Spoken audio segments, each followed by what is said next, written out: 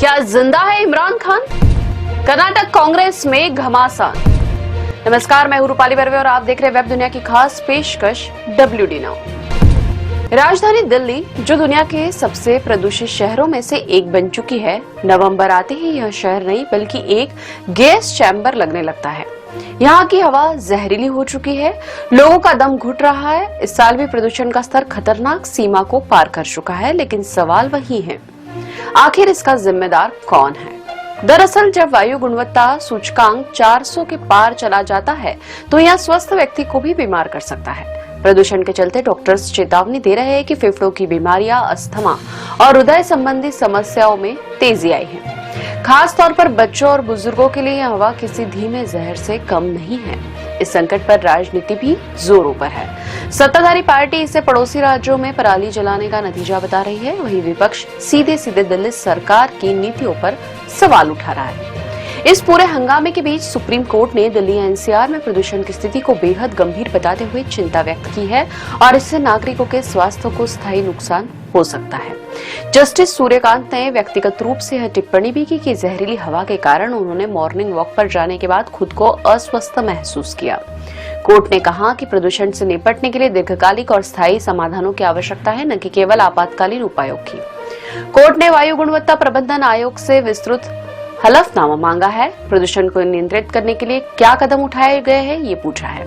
Supreme court ने सरकारों को राजनीतिक छोड़कर विशेषज्ञों के साथ मिलकर समस्या के कारणों की पहचान करने और दीर्घकालिक प्रभावी समाधान लागू करने पर ध्यान केंद्रित करने के निर्देश दिए हैं। न्यायालय ने कहा कि इस मुद्दे पर नियमित निगरानी की जरूरत है। हालांकि जब तक सरकारें एकजुट होकर और दीर्घकालिक योजना के साथ काम नहीं करेगी, दिल्ली का हर नागरिक जहरीली हवा में सांस लेने को मजबूर रहेगा। सुप्रीम कोर्ट के हस्तक्षेप से उम्मीद तो जगी है, लेकिन क्या इस बार भी समाधान सिर्फ कुछ हफ्तों का ही होगा?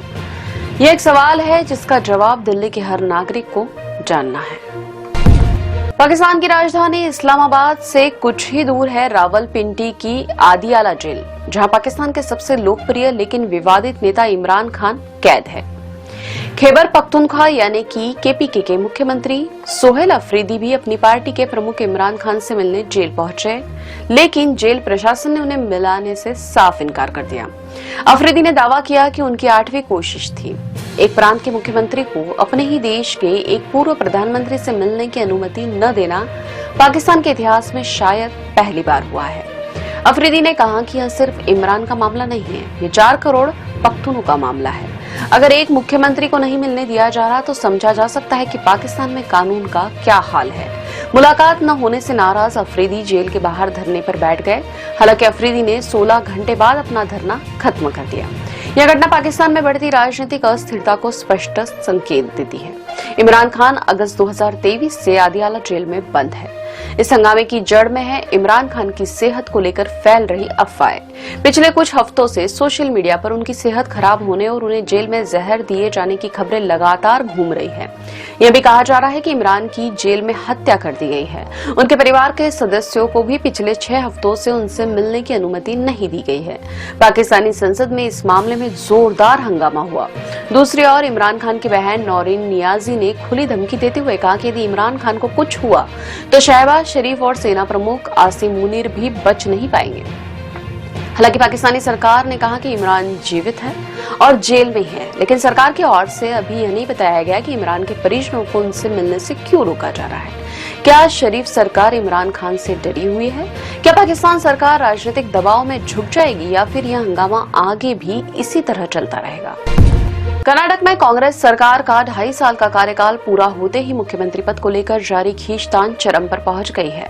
इस राजनीतिक गहमा-गहमी के बीच उप मुख्यमंत्री DK शिव कुमार खुलकर सामने आ गए हैं। उनका ताजा बयान चर्चा का विषय बना हुआ है, जिसमें उन्होंने कांग्रेस की शीर्ष नेता सोनिया गांधी का उदाहरण देते हुए त्याग और कुर्बानी की बात कही है। यह महत्वपूर्ण बयान उन्होंने मुख्यमंत्री सिद्धारमैया की उपस्थिति में दिया, जिसे राजनीतिक गलियारों में एक सीधा संकेत माना जा रहा है। दरअसल DK सोनिया का उदाहरण देकर मुख्यमंत्री सिद्धारमैया को यह संदेश देना चाह रहे हैं कि त्याग और कुर्बानी कांग्रेस की पहचान रही है, अतः उन्होंने भी मुख्यमंत्री पद का त्याग करना चाहिए। शिव कुमार ने कहा कि सोनिया गांधी ने 20 साल तक कांग्रेस अध्यक्ष के रूप में काम किया, उन्होंने सत्ता की कुर्बानी दे दी और मनमोहन सिंह को प्रधानमंत्री बनाने का सुझाव दिया। सोनिया के उदाहरण से शिव कुमार सीधे तौर पर सत्ता साझाकरण के कथित वादे को को लागू करने के लिए हाईकमान और सिद्धारमैया पर दबाव बना रहे हैं। ऐसा लग रहा है कि शिव कुमार इस बार आर पार के मूड में है। 20 मई 2023 को विधानसभा चुनाव परिणाम आने के बाद मुख्यमंत्री की कुर्सी को लेकर सिद्धारमैया और शिव कुमार के बीच कड़ा मुकाबला था। कांग्रेस हाईकमान ने संतुलन साधते हुए सिद्धारमैया को मुख्यमंत्री और शिव कुमार को उप मुख्यमंत्री बनाया था और इस दौरान मीडिया में यह खबर आई थी कि दोनों नेताओं के बीच 2.5 साल के रोटेशन सीएम फॉर्मूला पर सहमति बनी है, जिसके तहत 2.5 साल बाद शिव कुमार को मुख्यमंत्री बनाया जाना था। हालांकि कांग्रेस की ओर से कभी भी इसकी आधिकारिक पुष्टि नहीं की गई। सिद्धारमैया ने इस फॉर्मूले को खारिज करते हुए कहा था कि वह पूरे 5 साल के लिए मुख्यमंत्री बने रहेंगे। कांग्रेस अध्यक्ष मल्लिकार्जुन खड़गे ने भी स्वीकार किया कि कर्नाटक में सब कुछ ठीक नहीं है। माना जा रहा है कि पार्टी हाईकमान यदि इस संकट को सुलझाने में असफल रहता है तो कांग्रेस के हाथ से कर्नाटक की सत्ता फिसल भी सकती है।